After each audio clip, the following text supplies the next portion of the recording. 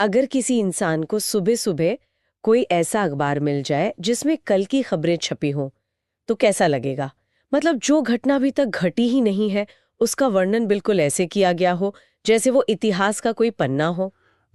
ये तो वाकई दिमाग को उलझा देने वाला ख्याल है। बिल्कुल, क्योंकि हम इंसानों की फितरती समय को एक सीधी रेखा में देखने की होती है ना। अतीत, वर्तमान और भविष्य। जो बीत गया वो इतिहास है और जो आने वाला है वो बस एक रहस्य है। लेकिन जब हम प्राचीन भारतीय दर्शन और ग्रंथों का विश्लेषण करते हैं, तो समय और ब्रह्मांड की ये जो हमारी आम समझ है, ये पूरी तरह से टूट जाती है। हाँ, सही कहा।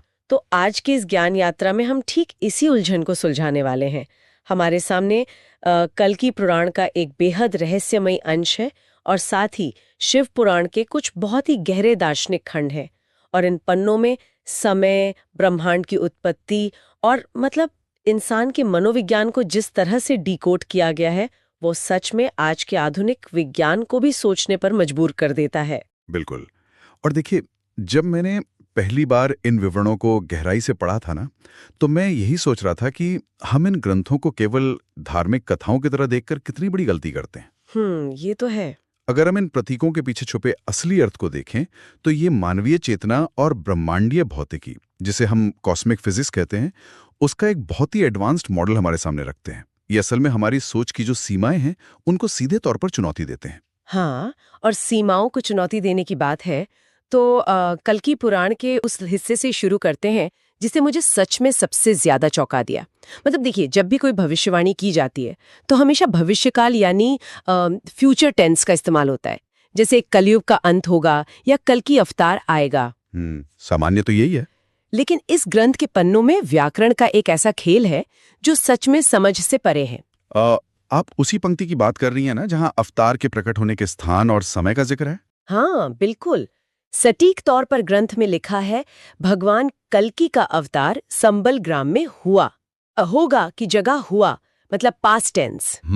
जब मैंने ये पढ़ा तो मुझे लगा जैसे कोई टाइम ट्रैवलर भविष्य से लौटकर इतिहास की किताब लिख रहा हो।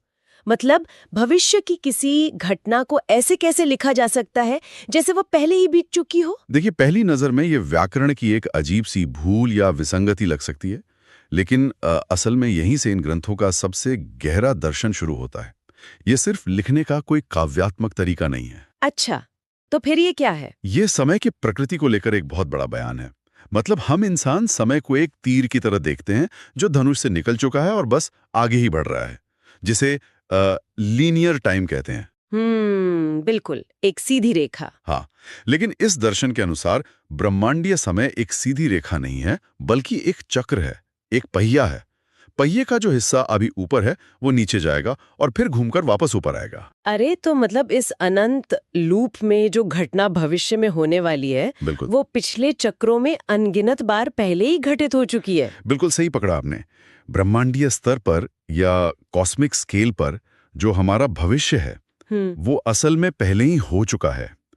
इसीलिए लिखने वाला उस घटना को एक निश्चित तथ्य की तरह भूतकाल में दर्ज कर रहा है। वाकई ये तो बहुत दिलचस्प है। हाँ, क्योंकि उसके लिए कोई रहस्यमयी भविष्यवाणी नहीं है। ये तो समय के अनंत चक्र में बार बार दोहराई जाने वाली एक घटना का जैसे एक रिपोर्ट कार्ड है। बाप रे, ये नजरिया तो हमारी पूरी साइकोलॉजी को हिला देता है। मतलब हम तो रोज सुबह उठकर कैलेंडर के पन्ने पलटते हैं और सोचते हैं कि हम कुछ नया कर रहे हैं, आगे जा रहे हैं। जिसे इन ग्रंथों में माया कहा गया है, वो यही तो है। अच्छा। हमारी दृष्टि इतनी सीमित है कि हमें एक विशाल गोलाई भी एक सीधी रेखा जैसी ही लगती है। जैसे पृथ्वी गोल है, लेकिन चलते हुए हमें सड़क तो सीधी नजर आती है ना। हाँ, ये एनालॉजी बिल्कुल सटीक है। और जब हम इसी विचार के साथ शिव पुराण की तरफ बढ़ते हैं, तो इस समय के चक्र को चलाने वाली परम शक्ति का नाम दिया गया है महाकाल। मतलब समय का स्वामी, जो इस चक्र के भीतर नहीं फंसा है, बल्कि बाहर खड़ा होकर इसे घुमा रहा है। और यहीं पर मुझे एक बहुत बड़ी लॉजिकल उलझन होती है। कैसी उलझन? देखिए, अगर शिव समय के स्वामी हैं, इस पूरे ब्रह्मांडीय चक्र को घुमा रहे हैं, तो हमारी आम धारणा में उन्हें केवल संहारकर्ता या डिस्ट्रॉयर क्यों माना जाता है? ये एक बहुत आम गलतफहमी है। वही तो, शिव पुराण के जिन खंडों का हम विश्लेषण कर रहे हैं, विशेषकर सूत जी, शौनक जी और ब्रह्मा जी के बीच का जो संवाद है, वो तो एक बिल्कुल अलग ही तस्वीर पेश करता है। उसमें शिव को अजन्मा, सबका कारण और परम कल्याणकारी बताया गया है। तो वास्तव में ये शिव तत्व आखिर है क्या? ये बहुत ही जरूरी सवाल है, क्योंकि केवल विनाशक वाली जो छवि है ना, वो बहुत अधूरी है। शिव पुराण में शिव को निराकार यानी फॉर्मलेस ऊर्जा और साकार दोनों रूपों में समझाया गया है। निराकार और साकार दोनों? हाँ, इन ग्रंथों के अनुसार शिव के 5 मुख हैं, जो 5 अलग-अलग ब्रह्मांडीय कार्य करते हैं। अच्छा, 5 कार्य। पहला है सृष्टि यानी रचना, दूसरा है पालन, तीसरा संहार, चौथा अनुग्रह यानी कृपा और 5वां है तिरोभाव। एक मिनट, सृष्टि, पालन और संहार तो आसानी से समझ में आते हैं। अनुग्रह यानी ग्रेस या कृपा भी समझ आ गया। लेकिन ये 5वां कार्य तिरोभाव, हाँ, ये शब्द मैंने पहले कभी इतना नहीं सुना। देखिए, तिरोभाव का अर्थ है आवरण, मतलब पर्दा डालना या माया का निर्माण करना। मतलब भ्रम पैदा करना। लेकिन एक परम कल्याणकारी ईश्वर भ्रम क्यों पैदा करेगा? क्योंकि अगर परम सत्य हर समय बिल्कुल स्पष्ट रूप से सामने रहे, हाँ, तो ये दुनिया का खेल चल ही नहीं सकता ना। हाँ, वो कैसे? खुद सोचिए, अगर हर इंसान को बचपन से ये पता हो कि वो एक अनंत चेतना का हिस्सा है, तो कोई कर्म क्यों करेगा, कोई रिश्ते क्यों निभाएगा, कोई मेहनत क्यों करेगा? हाँ, ये बात तो है। फिर तो कोई मतलब ही नहीं रह जाएगा किसी चीज का। बिल्कुल, तिरोभाव वो शक्ति है जो इस ब्रह्मांडीय नाटक को चलने देती है। वो सत्य पर एक हल्का सा पर्दा डालती है ताकि सृष्टि का विकास हो सके। और जब सही समय आता है, तब अनुग्रह यानी कृपा से वो पर्दा हट जाता है और जीव को मुक्ति मिलती है। समझ रही हूँ। और जो ब्रह्मा, विष्णु और रुद्र हैं, वो वास्तव में इसी एक परम शिव ऊर्जा के ही अलग अलग अंश हैं।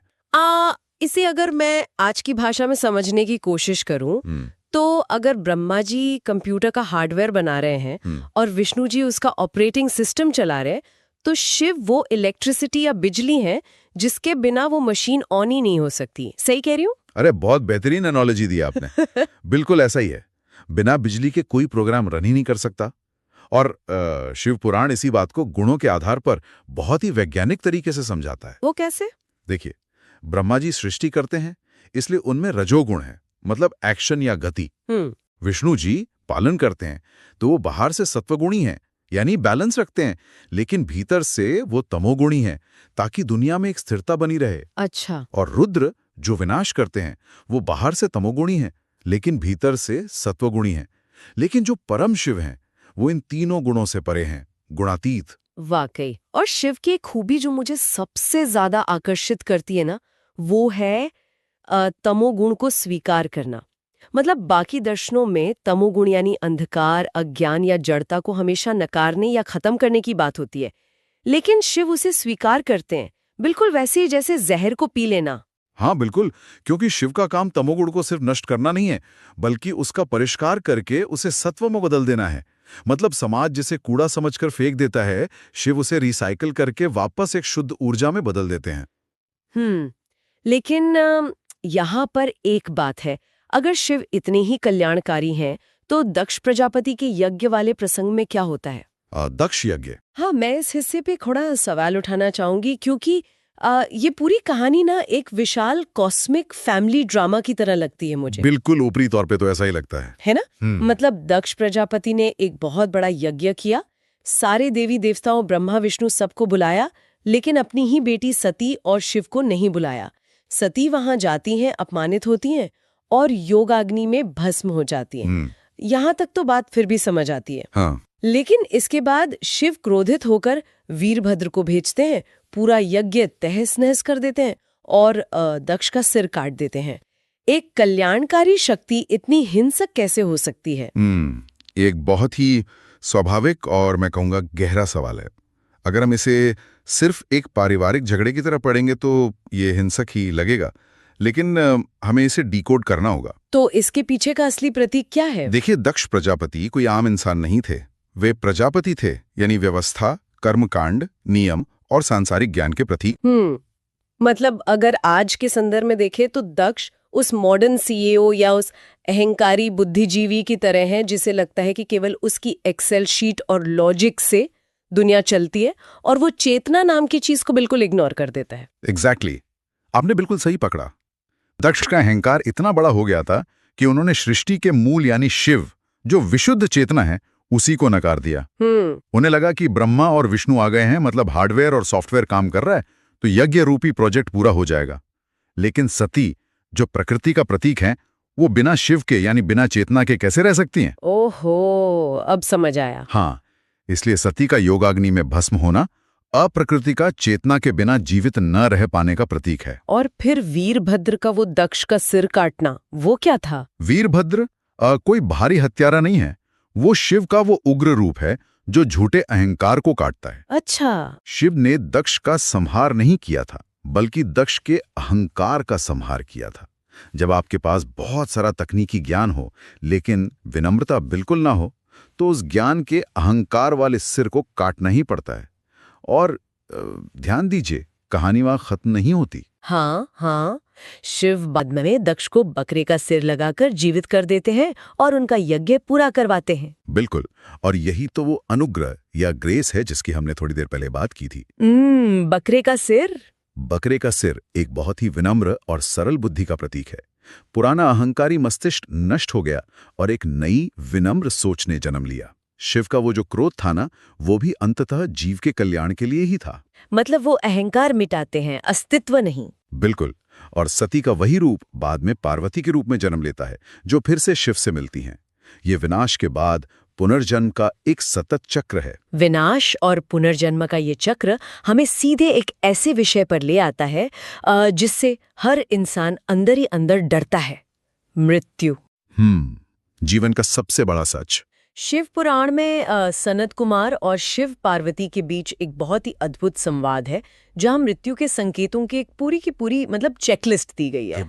हाँ, वो हिस्सा बहुत ही रहस्यमयी है। वाकई ये हिस्सा पढ़ते हुए सच में रोंगटे खड़े हो जाते हैं कि कैसे 6 महीने पहले से ही शरीर बताने लगता है कि समय खत्म हो रहा है। बिल्कुल, वो संवाद बहुत ही सटीक और सूक्ष्म है। जैसे शरीर का अचानक पीला पड़ जाना, ऊपरी भाग में लालिमा आना, अचानक से सूर्य और चंद्रमा का काला या धुंधला दिखने लगना, या फिर अपनी ही आवाज सुनाई न देना। लेकिन ये काम कैसे करता है? मतलब क्या ये कोई जादुई संकेत है? नहीं, कोई जादू नहीं है। ये पूरी तरह से हमारे शरीर के निर्माण की जो बायोलॉजिकल प्रक्रिया है उससे जुड़ा है। वो कैसे? देखिए, हमारा शरीर 5 महाभूतों से बना है ना, पृथ्वी, जल, अग्नि, वायु और आकाश। जब काल यानी मृत्यु का समय करीब आता है तो ये पांचों तत्व धीरे धीरे चेतना से अपना संपर्क तोड़ने लगते हैं। अच्छा, तो ये डिस्कनेक्शन के संकेत हैं। हाँ, जैसे पृथ्वी तत्व के कमजोर होने से शरीर की स्थिरता और गंध महसूस करने की क्षमता चली जाती है। अग्नि तत्व बिगड़ता है तो शरीर का तापमान गिरता है और आंखों की रोशनी पर असर पड़ता है, जिससे वो चांद तारे धुंधले दिखने लगते हैं। लॉजिकल है। और आकाश तत्व के कटने से इंसान को अपनी ही आवाज भीतर गूंजती हुई महसूस नहीं होती। तो ये ऊर्जा के प्रवाह के कटने की एक बायोलॉजिकल और कॉस्मिक प्रक्रिया है। वाकई। और इसके बाद वायुदेव जिस तरह काल यानी समय को समझाते हैं, वो भी बहुत दिलचस्प है। वायुदेव का वर्णन? हाँ, वो स्पष्ट करते हैं कि काल पर किसी का वश नहीं है, वो सबसे बलवान है। लेकिन जो इस काल तत्व को समझ लेता है और उस शिव ऊर्जा से जुड़ जाता है, वो काल का अतिक्रमण कर सकता है, यानी समय की उस लीनियर रेखा से जंप करके बाहर आ जाना। एग्जैक्टली।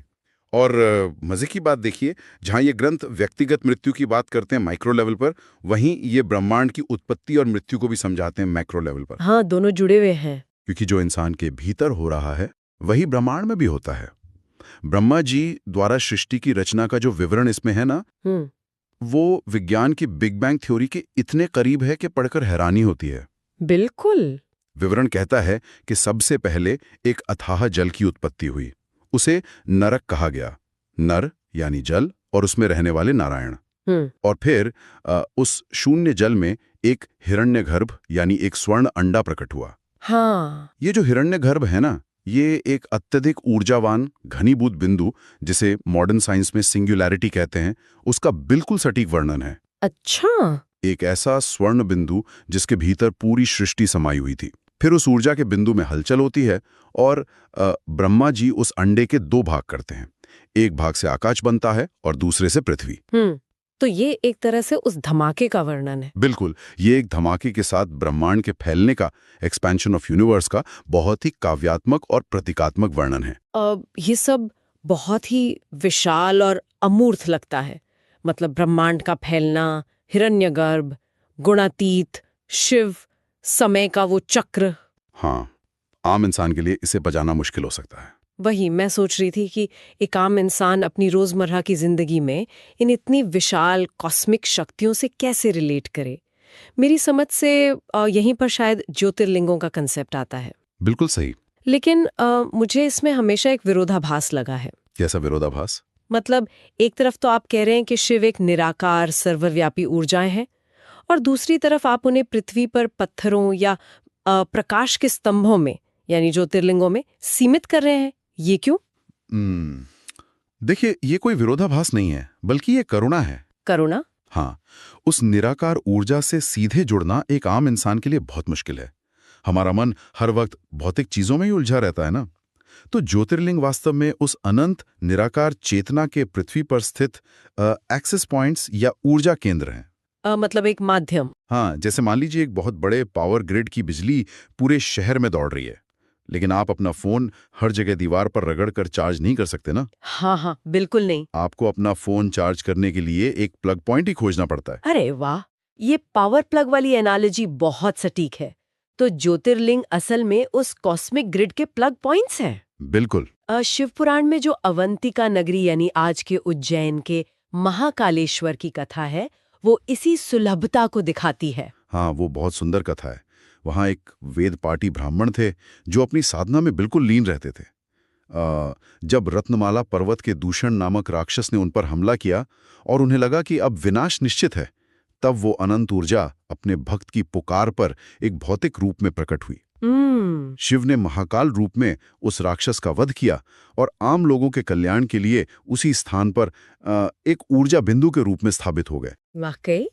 और एक और कथा है जो इन विशाल शक्तियों को बहुत ही मानवीय और भावनात्मक स्तर पर ले आती है। मल्लिकार्जुन ज्योतिर्लिंग की कहानी।